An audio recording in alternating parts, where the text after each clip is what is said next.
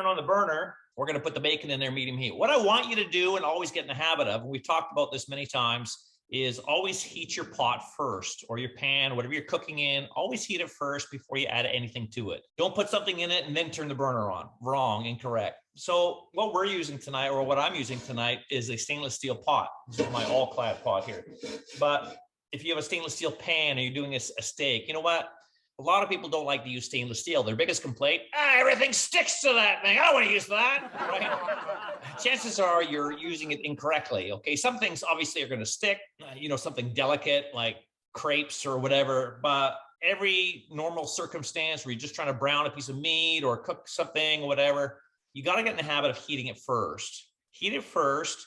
Once it's hot, then add your oil, then add your meat or whatever, your vegetables or whatever. Just get in that habit of doing that. If you were trying to sear a steak in a stainless steel pan and you had your cold pan, you added the oil, then you turned on the burner, you put the meat in there, it's going to stick and stay stuck, okay? It's going to take a lot to get that released. But if you heated the pan first, let it warm up, then add your oil, then put your meat in there, it's still going to stick at first, but it's going to create a crust. And once that crust is created, it's going to separate from the pan, allowing you to get in there with tongs and flipping it over.